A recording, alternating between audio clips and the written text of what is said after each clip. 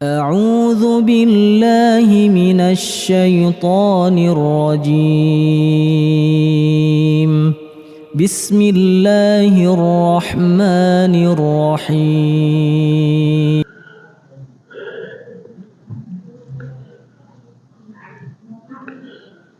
السلام عليكم ورحمة الله وبركاته.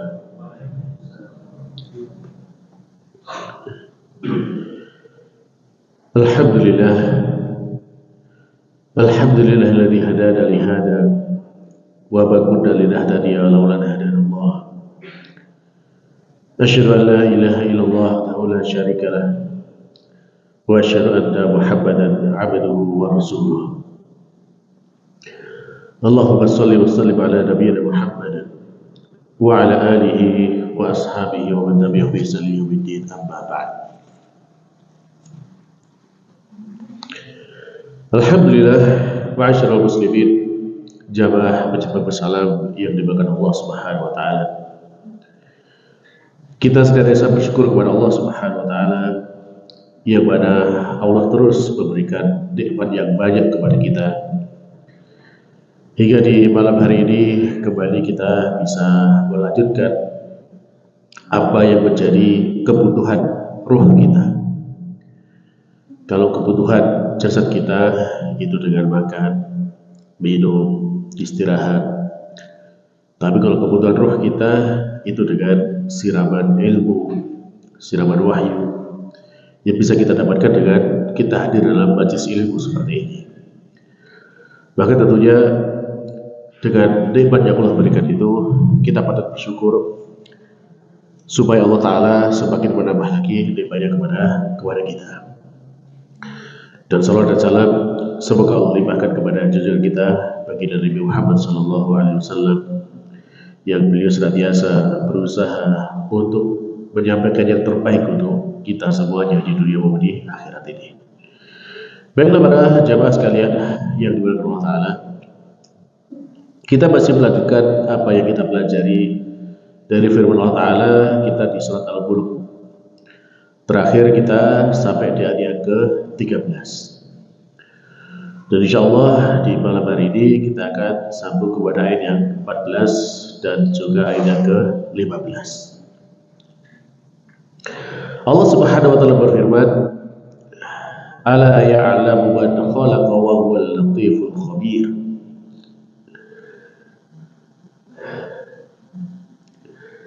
Walladzi ja'ala lakumul arda lulan famshu fi manakibiha wa kulu min rizqihi wa ilaihin nusyur.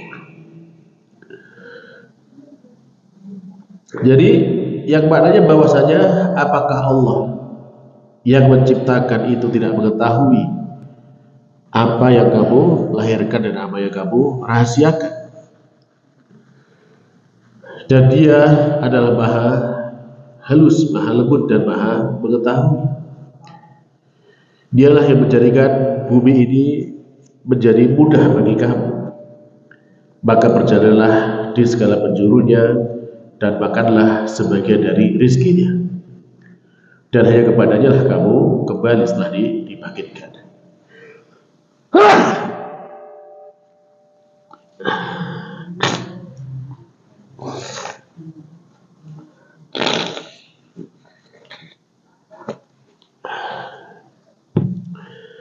Jadi ayat ini masih terkait dengan ayat sebelumnya, yang mana ayat ke-13 Allah menyatakan kepada kita bahwasanya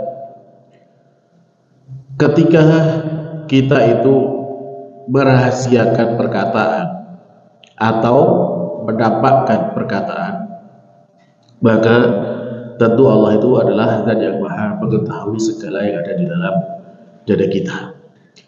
Jadi mau kita tampakkan, mau kita sembunyikan, kita rahasiakan, semuanya Allah tahu. Sehingga kemudian di ayat yang ke-14 Allah menegaskan lagi, ya, apakah Allah yang menciptakan itu tidak mengetahui terhadap apa yang Allah ciptakan? Tentu bahwasanya Allah adalah Zat yang Maha mengetahui.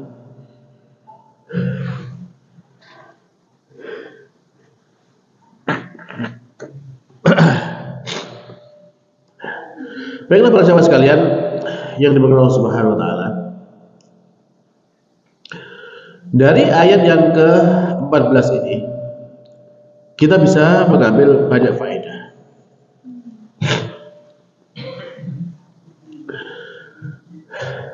Di antaranya bahwasanya ketika Allah berfirman, "Ala ya'lamu man khalaq." Tidakkah mengetahui siapa yang telah menciptakan? Kalimat ini dalam bahasa Arab itu bisa mengandung dua makna. Makna yang pertama, ala ya'lamu man khalaq. Maka maknanya adalah apakah sang pencipta yaitu Allah Subhanahu wa taala tidak mengetahui terhadap apa yang dia ciptakan. Sedangkan makna yang kedua, ya, ala ya'lamu man khalaq, maknanya adalah apakah Allah tidak mengetahui keadaan dari apa yang dia ciptakan. Bedanya di mana para jemaah? Bedanya di kata makna man itu. Man itu bisa menjadi pelaku dan juga bisa menjadi objek. Ya, kalau dia sebagai pelaku maka makna yang di sini adalah yang ditanyakan adalah Allahnya. Allah yang menciptakan itu bahasa tidak mengetahui. Kan gitu.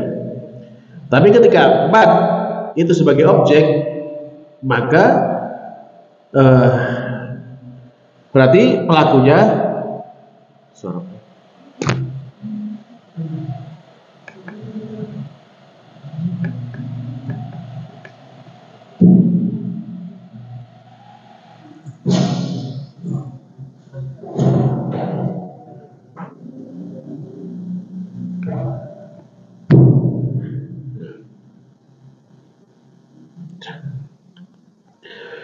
Nah, jadi kalau pada yang kedua di kata man ini, kalau dia sebagai objek, berarti apakah Allah tidak mengetahui apa yang telah dia ciptakan?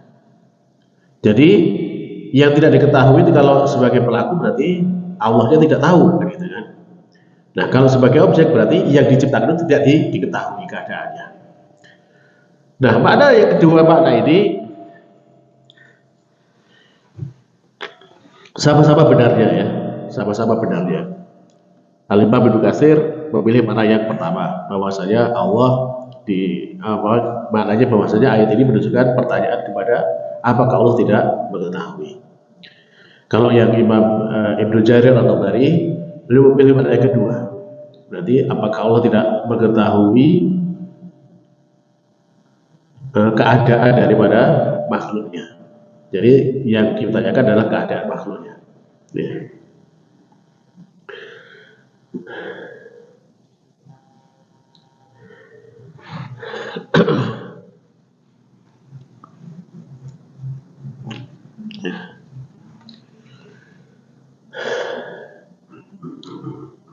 Baik. Jadi itu ya makna dari kata ala ya'lamu man khalaq. Nah, secara makna keduanya sama-sama benarnya. Banyak ayat Al-Quran yang menjelaskan dengan kedua makna tersebut. Di antaranya misalkan banyak ayat yang menjelaskan Allah adalah sang pencipta yang memiliki ilmu yang sempurna. Jadi termasuk ilmu terhadap makhluknya itu segalanya Allah mengetahui. Demikian juga Allah juga menjelaskan bahwasanya Allah itu yang mengetahui segala sesuatu. Tidak ada dari makhluk itu yang Allah tidak ketahui. Ya. Lalu kemudian Allah juga mengetahui apa yang kita rahasiakan dan apa yang kita tampakkan. Allah mengetahui segala yang terlintas dalam pikiran kita. Allah mengetahui segala yang ada di dalam dada kita. Semuanya itu Allah mengetahui sebagaimana ayat-ayat yang sebelumnya. Maka tentunya kedua makna tersebut adalah makna yang benar ya. Jadi ketika ditanyakan sebagai penegasan seperti ini, ya bisa bermakna keduanya.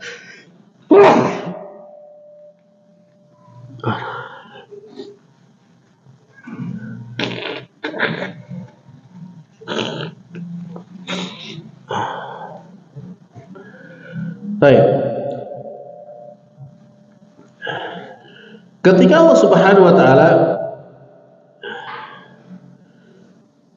sudah menjelaskan kepada kita di dalam ayat ke-14 tadi terkait dengan ala ya'lamu man khalaqa wa huwal latiful khabir. Dan Allah juga menegaskan bahwasanya dialah adalah zat yang maha lembut dan maha mengetahui. Sehingga kemudian Allah mengingatkan kepada kita selaku makhluknya dengan menyebutkan nikmat yang Allah telah berikan kepada kita. Nikmat yang Allah berikan ini berupa nikmat yang setiap hari kita nikmati, kita rasakan. Dan banyak di antara kita yang kadang tidak sadar bahwasanya ada sebagai nikmat yang besar dari Allah Subhanahu wa taala. Nikmat apa itu? Itu Allah berfirman, "Huwallazi ja'ala lakumul arda dzalula. Famshu fi manakibiha wa kulu min rizqihi wa ilaihin nusyur." Baik. Dialah Allah yang menjadikan bumi itu dzalul. Dzalul itu secara makna bahasanya itu bisa kalau dalam bahasa Jawa apa? Kutuk nurut gitu ya. Mudah. Jinak gitu ya bagi kita. Allah telah menundukkan bumi menjadi mudah bagi kalian. Famsu, maka berjalanlah fi mana kibiha, di dalam segala penjurunya. Wa kulu birrizqihi, dan makanlah dari rizkinya, wa ilaihin nusyur, dan kepadanya adalah tempat kembali.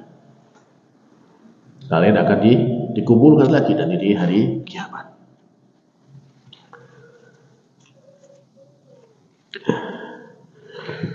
Para jemaah sekalian Allah Subhanahu wa taala, di dalam ayat ini Allah menegaskan bahwasanya Allah menjadikan bumi ini sebagai makhluk yang dzalul, ya, makhluk yang telah Allah tundukkan bagi kita.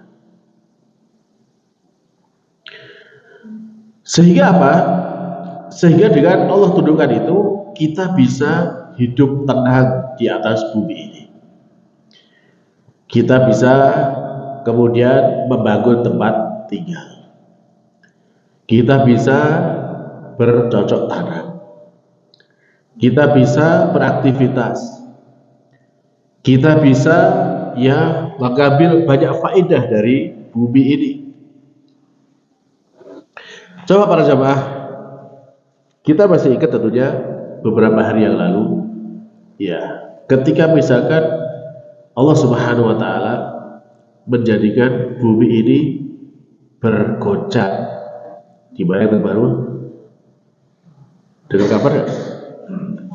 Di Palu, ya, di Palu dengan goncangan 6,7, ya, itu saja sudah begitu banyak bangunan yang hancur, begitu banyak orang-orang yang ketakutan, ya, padahal itu cuma beberapa detik saja, ya, beberapa detik goncangannya itu. Nah, lalu kemudian secara umum berarti Allah menjadikan bumi tenang. Kalau kejadian misalnya bumi nggak tenang, bisa nggak kita tinggal di sana? Nggak mungkin bisa. Ya. Jadi Allah jadikan bumi ini tenang, ya. Allah jadikan di sana itu ada pasak-pasaknya berupa gunung-gunung itu, ya, supaya kita bisa beraktivitas dengan nyaman di atas muka bumi ini. Nah, seperti ini para jemaah, kira-kira banyak nggak orang yang sadar bahwasanya ini adalah nikmat dari Allah Subhanahu wa taala? Bahkan, ya, ketika sampai misalkan terjadi kayak goncangan apa itu, gempa, atau kayak itu betah gempa tektonik atau gempa vulkanik gitu, itu yang terjadi di masyarakat itu justru malah banyak yang ada di antara mereka yang kemudian malah lupa bahwa saya selama ini itu yang menjadikan bumi tenang itu adalah Allah Subhanahu Wa Taala. Sehingga apa? Sehingga ada di antara manusia itu ya justru malah mereka itu minta perlindungannya, minta keselamatannya itu bukan kepada Allah, tapi kepada selain Allah. Pernah lihat seperti itu? Jadi ketika kayak seperti kemarin ya kita dapat videonya yang tersebar gitu kan dari kejadian itu, mereka minta tolongnya kepada Tuhan selain Allah Subhanahu Wa Taala. Alhamdulillah. Yang menyebut Tuhan tolong, Tuhan selamatkan saya, Tuhan selamatkan. Padahal itu bukan tempat meminta keselamatan. Ya maka yang seperti ini juga masih banyak kita dapati ya di lapangan ketika kita terjun dalam relawan kebencanaan itu. Kita dapati bahwasanya masih sangat awam ya masyarakat itu. Dan ini tentunya berbeda keadaannya dengan masyarakat di masa sebelum Rasulullah. Mereka meskipun dikenal sebagai masyarakat jahiliyah, tapi ketika dalam hal seperti ini, mereka itu ingatnya minta tolongnya kepada Allah Subhanahu Wa Taala. Ya. Dalam kondisi mereka sudah tidak ada harapan untuk selamat, mereka lupa dengan Tuhan-Tuhan yang lain, patung-patung itu lupa semuanya. Mereka hanya ikhlas minta tolongnya kepada Allah. Begitu mereka selamat dari musibah, dari bencana, baru kemudian mereka kembali berbuat syirik. Ini masyarakat jahiliyah di masa dulu, di masa Rasulullah. Nah kalau masyarakat kita sekarang ketika terjadi bencana seperti ini, malah masih banyak yang minta tolong kepada selain Allah. Ya dengan melakukan ritual-ritual yang tidak disyariatkan. Ya apakah itu mengorbankan hewan atau yang lainnya, ya tentu ini adalah lebih miris kan gitu ya keadaannya. Tapi perjalanan sekalian ya Allah Subhanahu Wa Taala. Lalu kemudian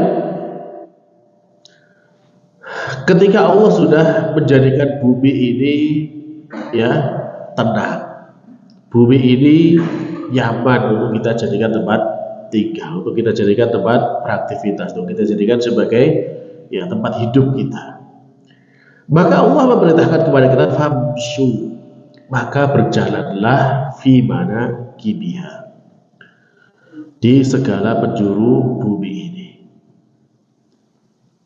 Wa kulu bir rizki, dan makanlah dari rizkinya tersebut. Yang menarik para jemaah, di sini Allah menggunakan kata famshu, maka berjalanlah. Perintah Allah yang gunakan di sini adalah berjalan. Artinya apa? Artinya kita diminta untuk bergerak, ya, tidak diam, tidak tidak mengandalkan saja. Nah, terus coba kita bandingkan ketika Allah Subhanahu Wa Taala memerintahkan kita untuk beribadah. Apakah Allah gunakan kata berjalan? Tidak ya.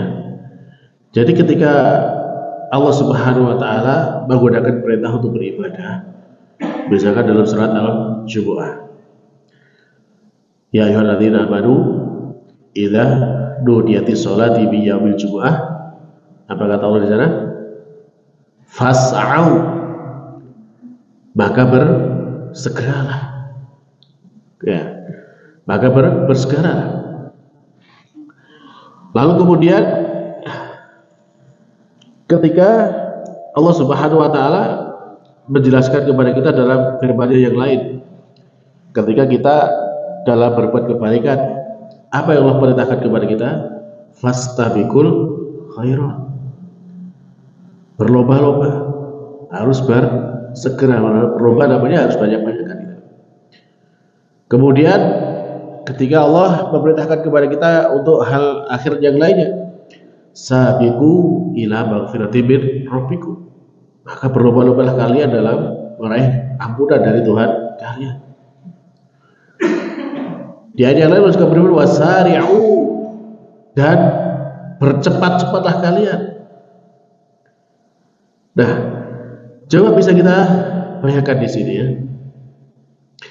Allah Subhanahu wa taala ketika menyuruh kita dalam urusan akhirat, maka kita diminta itu di sana itu bersegera, ya, diminta untuk berlomba-lomba, diminta untuk bercepat-cepat, ya. Karena memang itu adalah hal yang sangat kita butuhkan gitu ya untuk kehidupan akhirat kita. Adapun untuk kehidupan dunia, yang bakal Allah gunakan kata famshu, berjalanlah. Berjalan itu berarti tidak harus kita terburu-buru, tidak harus kita kemudian ya mengarahkan segala kemampuan kita atau potensi kita kan untuk hanya mencari dunia saja. Tapi kalau akhirat, maka kita tidak berlomba. Berlomba itu berarti harus menang gitu kan. Nah, kalau harus menang berarti di sana harus kita kerahkan banyak upaya. Nah, itulah bedanya ya ketika Allah Subhanahu wa taala memerintahkan kita dalam mencari kehidupan dunia dan juga mencari kehidupan akhirat. Dan tentunya dari sini tetap ya kita dalam kehidupannya dianjurkan untuk berusaha.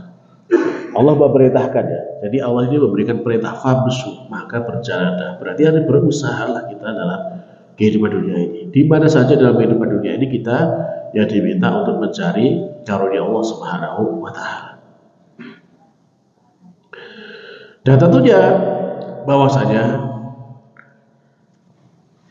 apa yang kita lakukan, apa yang kita usahakan, ya, baik itu berupa pertanian, perdagangan, atau perkantoran, ataupun juga ya sebab seperti yang lainnya, semua itu kita memang diperintahkan untuk berusaha. Akan tetapi hasilnya itu semuanya kembali kepada Allah Subhanahu wa taala, Allah yang menentukan. Orang yang pekerjaannya sama, waktunya sama, caranya sama, apakah menghasilkan rezeki yang sama? Tidak, masing-masing akan berbeda. Ya. Jadi itu adalah sebagaimana yang telah Allah sebutkan ya, bahwasanya kita diminta untuk tetap berusaha, ya, tidak kemudian kita berdiam diri di rumah, tapi diperintahkan untuk berusaha.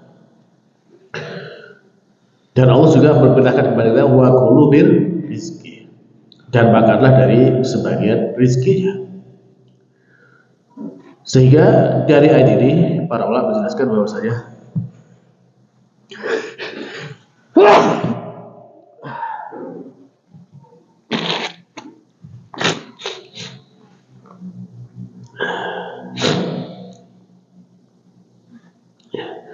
jadi ayat ini menunjukkan bahwasanya syariat kita memperbolehkan bagi kita untuk, bahkan memerintahkan bagi kita untuk berusaha mencari sebab-sebab yang bisa mendatangkan rezeki dari Allah Subhanahu wa taala. Tetapi setelah itu tetap kita harus bertawakal, menyerahkan hasilnya kepada Allah Subhanahu wa taala. Dan berdasarkan ayat ini juga dengan kata famsu, ya, maka ini tentu menunjukkan kepada kita bahwasanya ini dalam mencari dunia itu tidak boleh kemudian kita mengerahkan segala potensi yang kita miliki hanya untuk mencari dunia. Karena ada hal yang lebih besar yang bisa kita cari, yaitu kehidupan akhirat. Maka itu yang lebih ditekankan. Karena dalam kehidupan akhirat sudah kita sebutkan ayatnya dengan perintah yang jauh lebih tegas ya. Perintahnya adalah dengan berlomba-lomba, dengan bersegera, dengan bergegas dan yang lainnya. Nah, tentunya apa yang Allah perintahkan seperti ini juga senada dengan apa yang dijelaskan oleh baginda Nabi Muhammad SAW, yang mana diriwayatkan dari sahabat Umar bin Khattab radhiyallahu anhu. Beliau berkata bahwasanya aku mendengar Rasulullah SAW.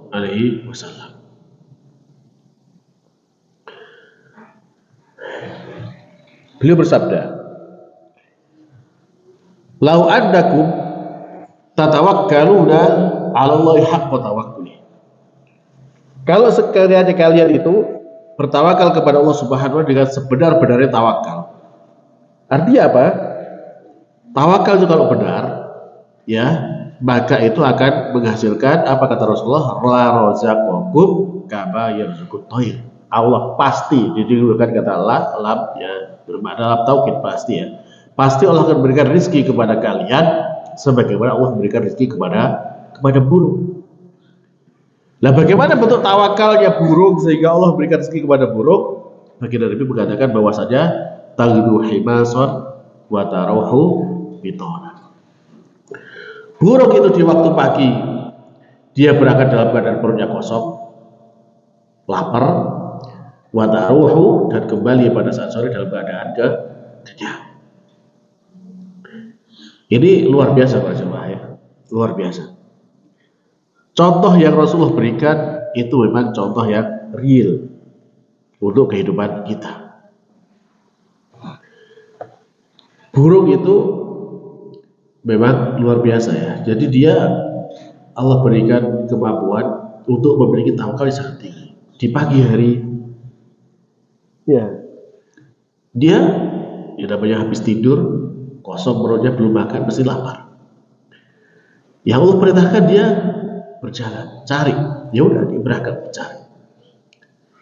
Kemana? Ya saya dapatnya dari kemana? Kan itu seperti cari. Lalu kemudian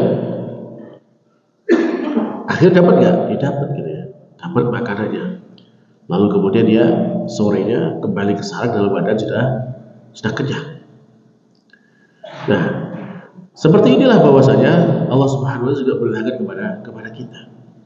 Kalau kita benar tawakalnya, berarti kita ada usaha dulu. Kita cari dulu usaha apa yang bisa kita kerjakan.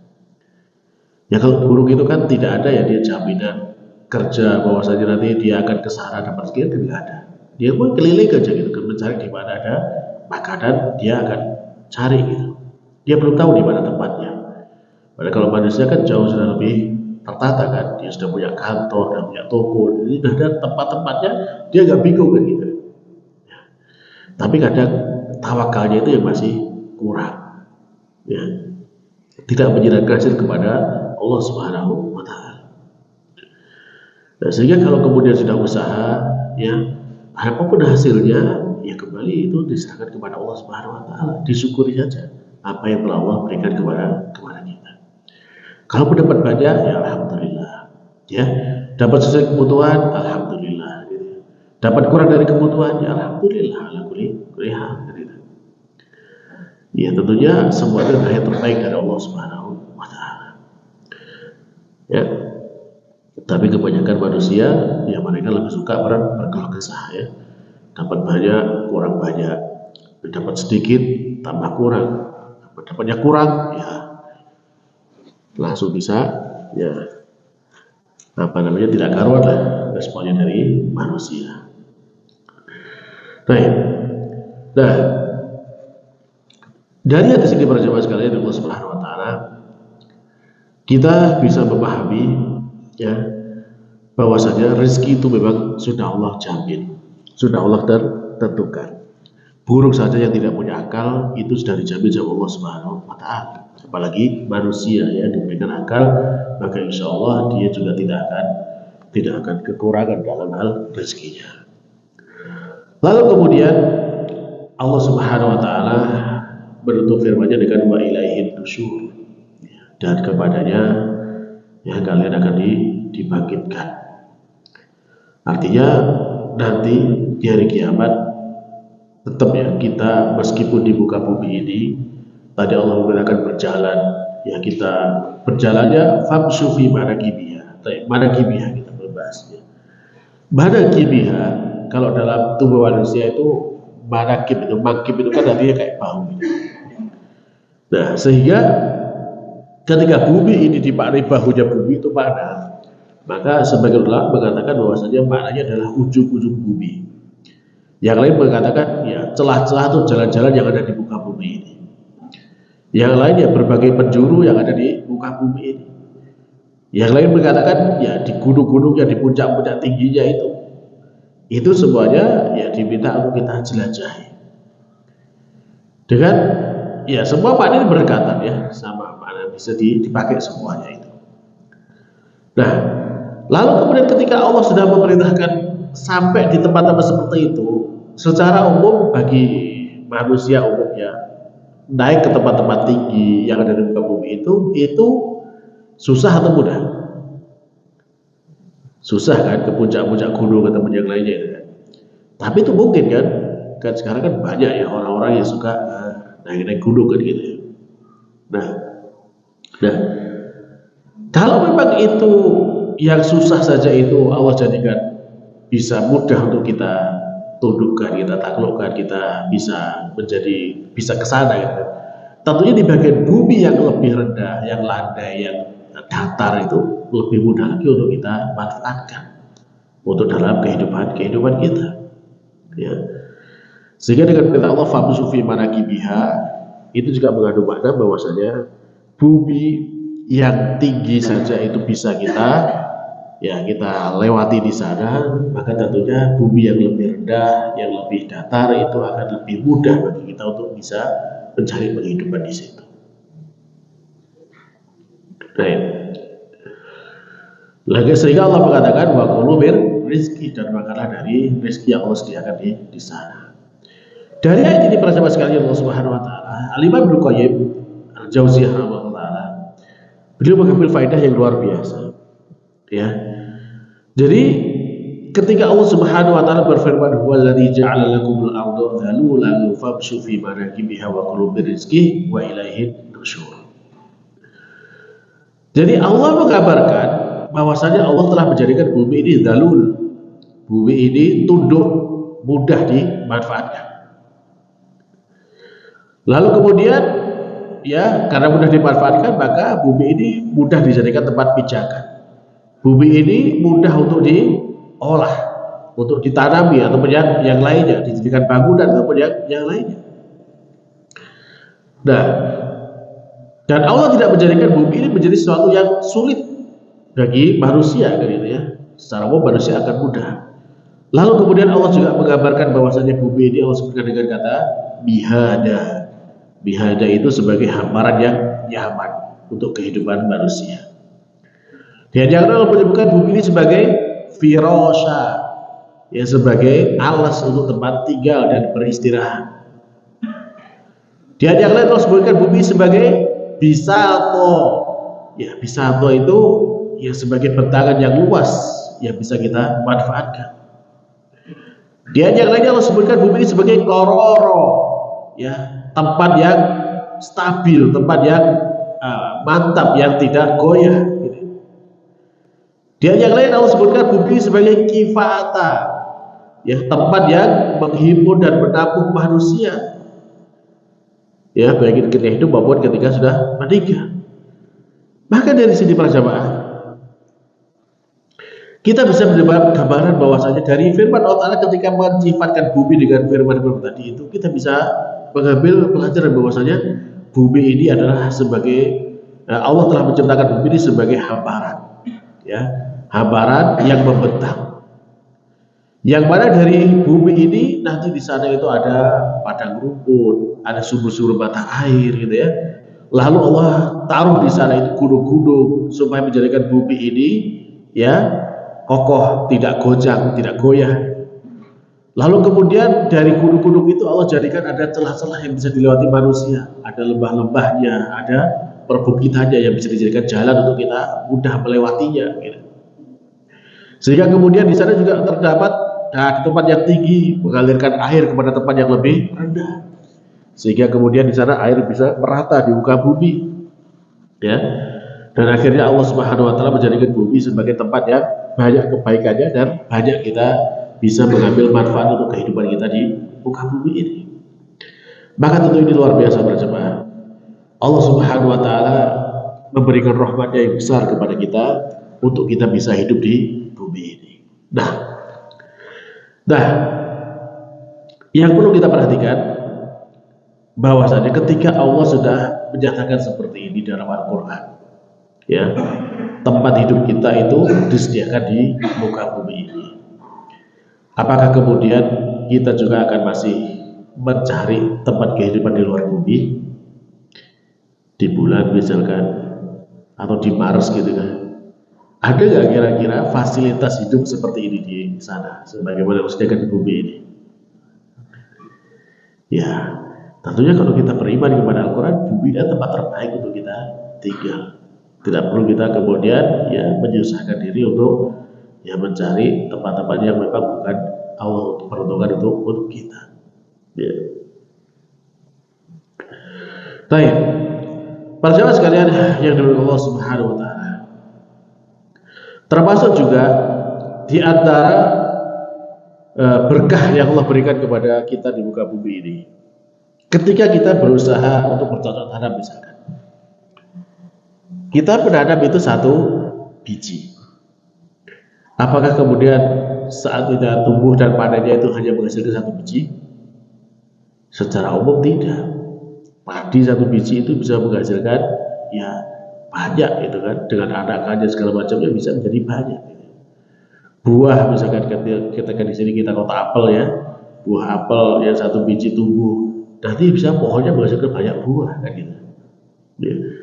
Dan kebanyakan tanaman seperti itu, dan itu bisa berbuahnya berkali-kali. Ya.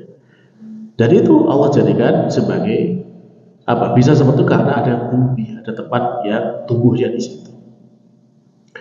Termasuk juga keberkahan bumi ini, ya, bahwasanya di bumi ini Allah jadikan sebagai tempat yang luar biasa. Ya. Kenapa? Kalau misalkan ya Allah tidak mensifati bumi ini dengan sifat yang satu ini, maka kita lebih susah untuk hidup. Apa itu? Bumi ini bisa menyerap, menampung segala bentuk kotoran kita. Ya. Jadi kalau misalkan kita punya kotoran, ya, dan kemudian tidak ada bumi yang menampungnya, mau ditaruh di mana kotoran itu? Bahkan termasuk juga bangkai ataupun yang lainnya. Sehingga Allah sudah sediakan di bumi itu, di sana ada ya makhluk hidup yang bertugas untuk menguraikan segala kotoran itu menjadi yang manfaat. Ya, ada banyak di sana mikroorganisme yang kemudian mengurai, hewan pengurai itu dari bangkai ataupun yang lainnya, kotoran segala macam, itu kemudian menjadi hal yang manfaat. Ya, bisa menjadi kesuburan lagi bagi yang lainnya. Maka itu diantara keberkahan bumi. Ya. Jadi di sana juga menjadi keberkahan juga bahwasanya di dalam bumi ini ya kita bisa menutup aib ataupun kekurangan kita yang itu bisa terserap dalam bumi tersebut. Sehingga tadi Allah nyatakan bumi ini sebagai dalul, ya, sebagai makhluk yang kemudian bisa mudah kita manfaatkan. Baik teman-teman coba sekalian yang dimuliakan Allah Subhanahu Wa Taala. Lalu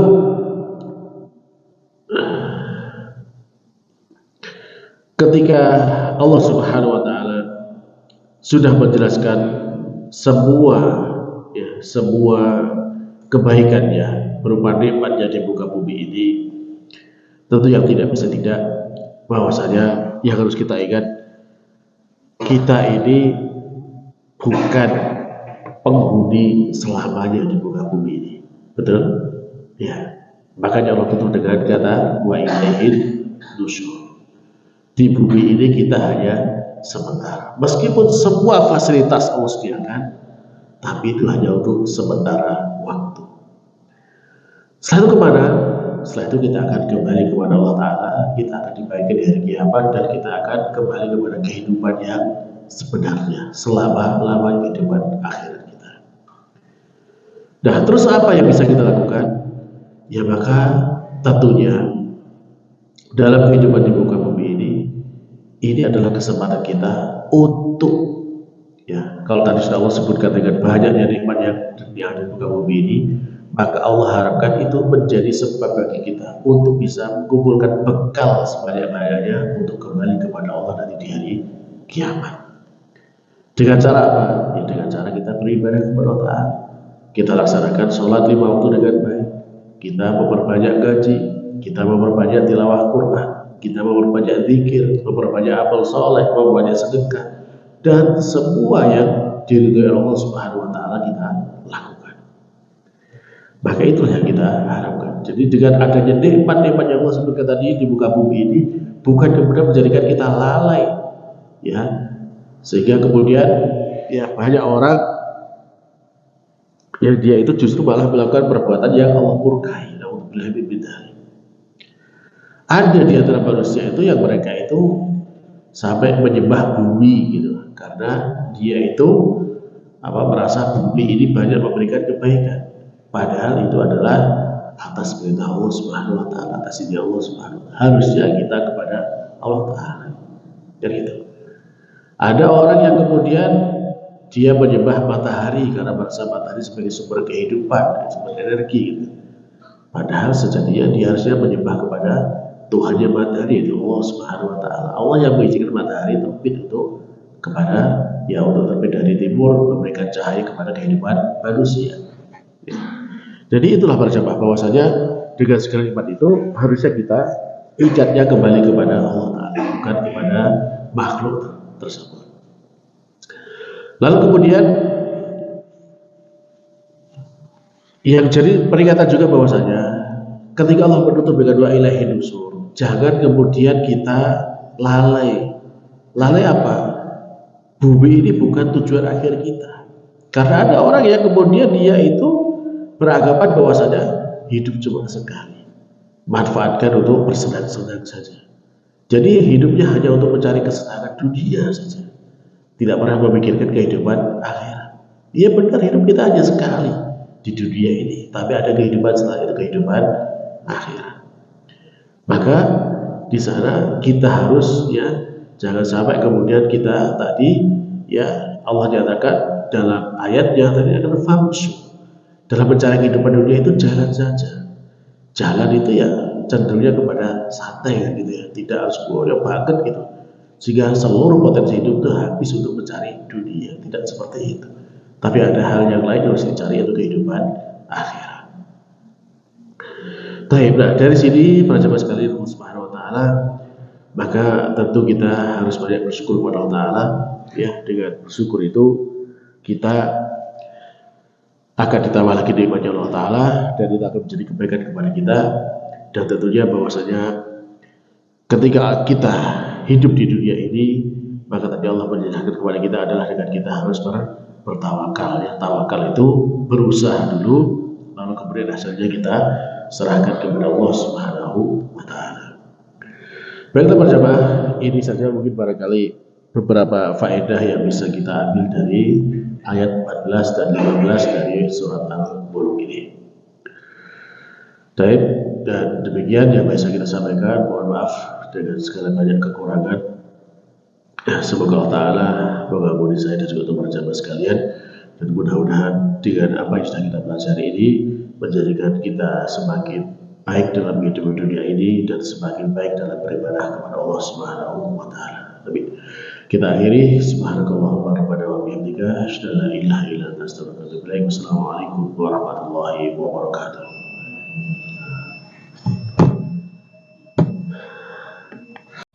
لئن شكرتم لأزيدنكم ولئن كفرتم إن عذابي لشديد